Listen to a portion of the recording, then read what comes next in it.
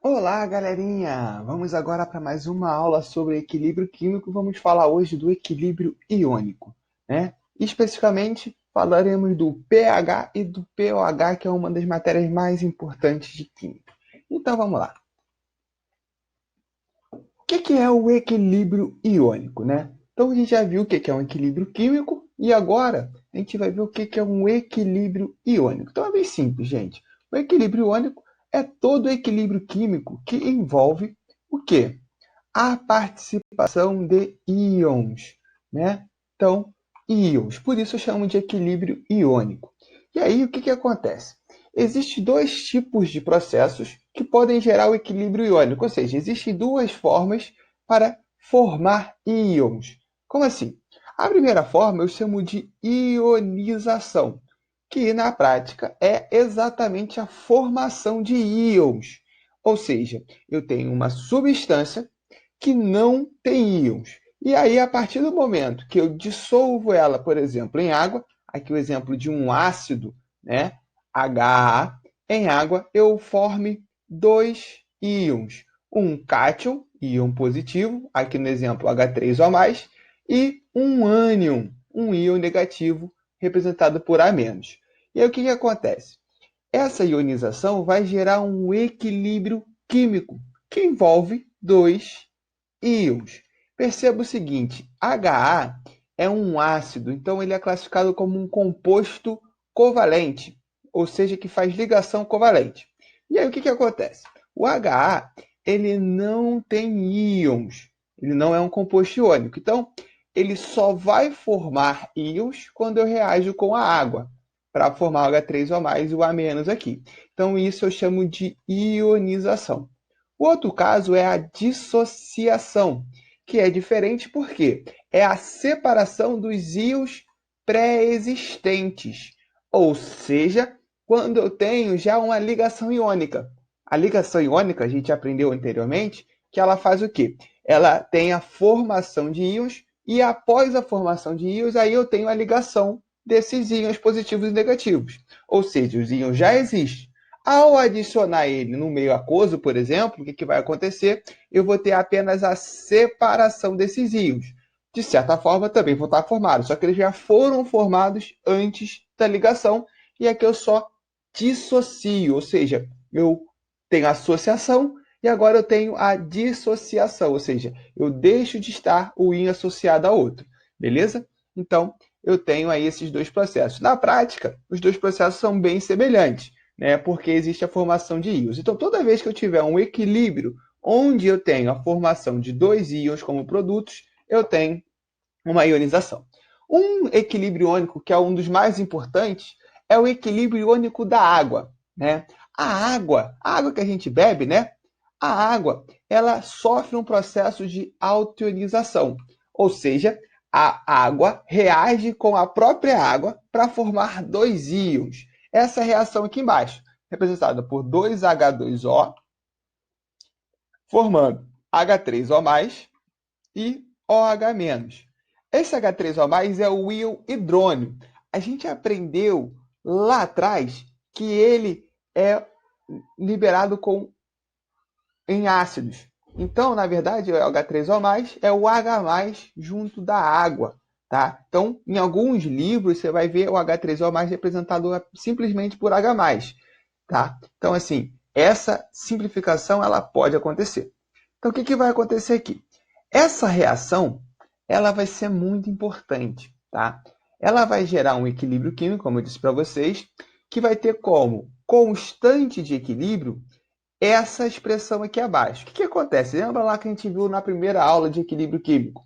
Kc é H produto dos produtos dividido pelo produto dos reagentes. Sendo que líquidos, eles não entram na constante, né? Eles são valores constantes, então eles vão ser associados à constante de equilíbrio. Então eu vou ter aqui que a água, que vai ficar teoricamente dividida, ela vai multiplicar com K e vai gerar esse KW aqui, que é K water, K da água em inglês. E aí a expressão do KW vai ser o produto do H3O+, vezes a hidroxila. E o que acontece? Esse kW ele pode ser calculado experimentalmente. E aí eu vou ter, na temperatura de 25 graus Celsius, o valor de 1,0 vezes 10 a menos 14. E aí que está a questão. Esse valor aqui é um valor muito baixo, né? É 0,0000. São 13 zeros e um umzinho no final. O que acontece? Gera uma conta um pouquinho chata de ser feita. Até que um dia, um químico chamado Sorensen, Peter Lawrence Sorensen, ele propôs a utilização de uma expressão matemática muito conhecida, que é o logaritmo. Aí você fala, poxa, logaritmo, professor, o que é isso, né? Vocês já estudaram, provavelmente, matemática. Mas qual era a ideia? Ao fazer o logaritmo desses valores, ele consegue um número muito mais simples, né? Então, o que vai acontecer? Peter Lawrence Sorensen, ele aplicou o logaritmo negativo, que é o menos logaritmo dos dois lados da expressão. Agora, a gente vai lembrar um pouquinho do que é o logaritmo, né? O logaritmo é uma expressão matemática, vamos olhar aqui, ó, que ele é formado pela seguinte situação. Log de B na base A, onde A é a base, como eu disse aqui para vocês, e B é o logaritmando. E o x, que é o resultado dessa expressão, é o logaritmo. Então, olha só, log de B na base A é igual a x. Se somente se, ou seja, só vai ser real se A elevado a x, ou seja, a base elevada ao logaritmo, for igual a B. Isso é uma expressão matemática muito interessante. E o que acontece? Por exemplo, né, quando ele aplica o fator menos log nos dois lados da equação, o que vai acontecer? Eu vou ter, de um lado aqui, H3O mais vezes OH menos, que vai ser igual a 1,0 vezes 10 a menos 14. Então, de um lado eu vou ter menos log de H3O mais vezes OH menos, e do outro lado, menos log de 1,0 vezes 10 a menos 14. Como que eu resolvo isso? A gente vai ver o seguinte, né? Primeira situação, eu tenho aqui um produto, uma multiplicação. E aí uma das expressões do log é o seguinte, o log de um produto, tá vendo aqui, ó, log de A, de BC na base A, vai ser igual à soma dos logaritmos desse produto. Então vai ser igual log de B na base A mais log de C na base A. E aí o que acontece? Aqui eu tenho 1 vezes 10 a menos 14. Então, eu vou ter menos log de 1 vezes 10 a menos 14, vai ser igual a soma. Como eu tenho o sinal de menos na frente, então vai ficar tudo menos. Menos log de 1, menos log de 10 a menos 14. Aí, uma das propriedades do logaritmo é que o logaritmo de 1 é zero. Tá bom? Por quê? A elevado a zero vai ser sempre igual a 1. Olha que legal. Então, que interessante. Primeiro aqui eu tenho menos log de 1. Se log de 1 é zero, menos log de 1 vai ser zero. E agora aqui vem a parte interessante. Se o log de B na base A é igual a x, se somente A elevado a x for igual a B, o log de 10 a menos 14, quando eu não tenho nada na base, a base é 10. Na base 10 vai ser igual a 10 elevado a x, 10 elevado a c, que vai ser igual a 10 a menos 14. Gente, é meio complicado falar assim, mas vamos lá. A questão é bem simples. Toda vez que eu tiver o log de 10 elevado a alguma coisa, o expoente vai ser o valor do log. Então, se eu tenho 10 elevado a menos 14, o log vai ser menos 14. Como eu tenho menos log aqui, então eu vou ter menos com menos, vai virar mais 14. Olha que simples, não tem segredo. Toda vez que eu tiver essa expressão com 1 vezes 10 elevado a alguma coisa, eu vou pegar o expoente, que vai ser o meu resultado. Olha como ficou mais fácil. Em vez de 1,0, agora eu tenho que o menos log de H3O mais menos log de OH menos é igual a 14. E para simplificar a história toda, Sorensen resolveu chamar essa expressão menos log de alguma coisa de potencial. Potencial. hidrogênio iônico, H3O+, e potencial hidroxilo iônico, OH-, que ele representou pela letra P. pH, POH. Então, olha como ficou bem mais simples. Essa expressão aqui, ó, pH mais POH igual a 14, dessa expressão aqui, H3O+, vezes OH-, é igual a 1,0 vezes 10 a menos 14. Olha aqui, ficou mais simples. Então, aplicando o logaritmo, eu consegui fazer uma coisa bem mais simples do que antigamente. Agora, o que isso quer dizer? Com o logaritmo, né, com o pH e o pOH, Sorensen criou uma escala. Essa escala, como a gente viu, ela vai de 0 a 14. E aí, o que vai acontecer? A escala de pH e a escala de pOH vai indicar a acidez ou a basicidade. Uma é o contrário da outra. Então, vamos lá. A gente, por definição, costuma mais utilizar pH. Mas nada impede de usar o pOH. Mas vamos lá.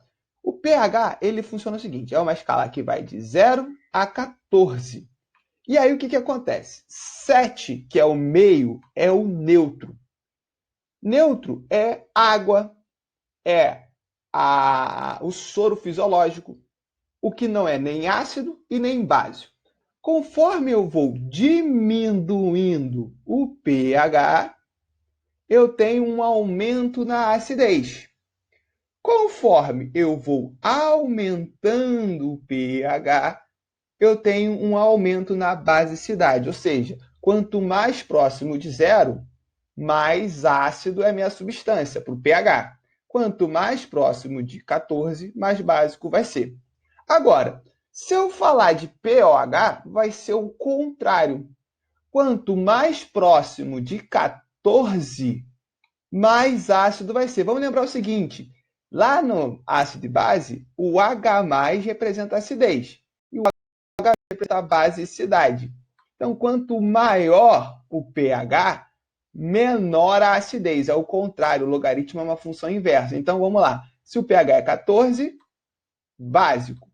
Se o pOH for 14, vai ser ácido.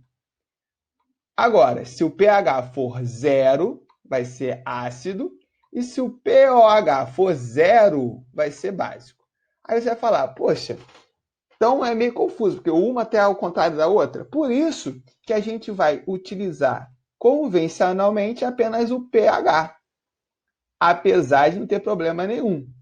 Mas a gente vai usar o pH, né, em geral. Pode usar o pOH? Pode usar, mas não é convencional. Então vamos lá, gente. Para soluções ácidas a 25 graus Celsius, temos a seguinte situação. O KW, a conta ali do KW vai ser modificada. Por quê? Porque ou você vai ter mais H+, ou você vai ter menos OH-. Tem uma relaçãozinha ali. Então vamos lá. Caso de soluções ácidas, o H3O+, ele vai ser maior que 10 a menos 7. E o pH, por sinal, vai ser menor que 7. E aí, o que vai acontecer com a hidroxila? A hidroxila vai ser o contrário, ela vai ser menor que 10 a menos 7 e o pH vai ser maior que 7. Então, vamos dar um exemplo aqui ó, de algumas substâncias. Por exemplo, o café com leite. O café com leite vai ter a concentração de H+, igual a 1,0 vezes 10 a menos 6. Como eu falei para vocês, para eu calcular o pH, é só pegar o expoente. Então, menos 6, o pH vai ser 6. pH 6, eu tenho uma solução ligeiramente ácida. O café preto, eu tenho a concentração de 10 a menos 5 de H+, H3O+, e o pH vai ser 5, ou seja, mais ácido. Tomate e banana, pH 4. 10 a menos 4 a concentração. Então, vai ser mais ácido ainda. E aí, olha só que interessante. Refrigerante que a gente bebe e a maçã. Como ela vai ser mais ácido? O pH vai ser 3, porque a concentração de H+, vai ser 10 a menos 3. Então, você percebe que, conforme eu aumento a concentração de H+, eu vou diminuindo o pH. Agora, se eu estou diminuindo a concentração de hidroxila aqui, o pH vai aumentar. Então, ó, o mesmo café com leite que tinha pH 6, o pOH vai ser quanto? 8, porque a concentração de hidroxila vai ser 10 a menos 8. Então, o café com leite tem o pOH 8. Olha aqui, ó, também ligeiramente ácido. O café preto vai ter a concentração de hidroxila 10 a menos 9, o pOH vai ser 9. Então, mais ácido ainda. E o contrário vai acontecer com a solução básica. Se eu tenho uma solução básica, a concentração de H+ vai ser menor que 1,10 a menos 7 e maior que 7. Mas a hidroxila vai ser o contrário. Vai ser maior que 10 a menos 7 e o pH vai ser menor que 7. Entenderam isso? Então, aqui sempre é questão do exemplo. Como eu falei para vocês lá no início dessa parte, o que a gente vai utilizar mais é a escala de pH. Tranquilo aqui? Então, a gente tem alguns exemplos de substâncias e agora a gente vai ter alguns exemplos de como calcular esse pH. Então, exemplo 1 é o seguinte. Analisando uma amostra de sangue, a concentração de H3O+, hidrônio, encontrada foi de 5 vezes 10 a menos 8 mol por litro. Calcule o valor do pH dessa amostra de sangue, dados o log de 5 igual a 0,7. Gente, o que eu vou fazer aqui? Eu vou mostrar como eu deveria calcular essa concentração quando eu não tenho o 1 na frente. Como eu falei para vocês, se eu tenho 1 na frente, eu só pego o valor do expoente. Fácil, fácil. Agora, se eu não tiver, a gente vai lembrar das propriedades do logaritmo, eu vou ter que calcular. Então, vamos lá. A concentração de H3O+ é 5 vezes 10 a menos 8. Então, qual vai ser o pH? Se o pH é o menos log da concentração, eu tenho, então, que o pH vai ser menos log de 5 vezes 10 a menos 8. Só que observe aqui, eu tenho um produto. Logo, o log do produto é igual à soma dos logs. Como eu tenho menos log, então eu vou ter a soma dos menos logs. Então, ó, menos log de 5 mais menos log de 10 a menos 8. Aí você fala, o log de 5 eu não sei calcular. E eu preciso? Não, porque eu dei o log aqui. Então, geralmente, quando eu tiver essa conta, eu vou ter o valor do log dado. Então, nesse caso, o log de 5 é igual a 0,7. Como eu tenho menos log de 5, menos 0,7. E o log de 10 a menos 8? Aí sim que eu falei para vocês. É só pegar o expoente. Toda vez que eu tenho 10 a menos 8, eu vou pegar o expoente. Então, o expoente é menos 8, como é menos log, vai ficar 8. 8 positivo, porque é menos com menos, fica mais. Então, nesse caso, eu vou ter que o pH vai ser igual a menos 0,7 mais 8. Sinais diferentes, você subtrai e repete o sinal do maior. Então, 8 menos 0,7 igual a 7,3. O sinal do maior é positivo, então vai ficar positivo. Lembrando que o pH nessas faixas vai dar sempre positivo. Pode até existir, mas vai ser um ácido muito forte. Não é convencional usar pHs negativos. Então, quando tem um ácido muito forte, a gente vai calcular que o pH é igual a 0. 7,3. Então, é assim que você calcula. Agora, no segundo exemplo, eu vou mostrar como eu vou calcular o pH a partir de quem? A partir do pOH. Ou melhor, a partir da concentração de hidroxila. Porque a gente aprendeu ali, eu sabendo quanto eu tenho de H+, no primeiro exemplo, aqui a concentração de H+, eu calculei o pH. E agora, se eu souber quanto que eu tenho de OH-, como que eu vou calcular o pH? É muito simples. Então, olha só, em uma amostra de água contaminada, foi encontrada uma concentração de hidroxila equivalente a 1,0 vezes 10 a menos 12. Calcule o valor do pH dessa amostra. Então, o que eu falei para vocês, pH. Eu vou calcular o pH diretamente? Não, porque eu não tenho a concentração de H+. Eu tenho a concentração de hidroxila. O que eu vou fazer? Eu vou calcular primeiro o pOH, que assim como o pH é o menos logaritmo da concentração de OH. Então, olha só, pOH menos log de OH menos log de 1,0 vezes 10 a menos 12, que vai ser menos log de 1 mais menos log de 10 a menos 12. Lembra que eu falei para vocês? Log de 1 vai ser sempre igual a 0. Então, esquece o log de 1. Corta esse cara aqui, esquece ele. Eu vou fazer só o log de 10 a menos 12, que vai ser igual a 12. Então, nesse caso, como eu disse para vocês, é só pegar o expoente. O pOH é 12. Só que eu quero o pH. O que a gente viu ali naquela expressão? O pH mais o pOH vai ser igual a 14. Então, olha que simples. Se o pOH é 12, o que eu tenho? pH mais 12 vai ser igual a 14. Passo o 12 para o outro lado, está somando, vai passar subtraindo, o pH vai ser quanto? 14 menos 12. pH igual a 2. Então, olha só que interessante. Eu consigo calcular o pH calculando o pOH e diminuindo de 14. Muito fácil. Nesse caso, além de ter o valor do pH, eu posso concluir o quê? Que essa solução com pH 2, o pH é menor que 7, ela vai ser uma solução ácida. Ou seja, essa água contaminada, ela está ácida.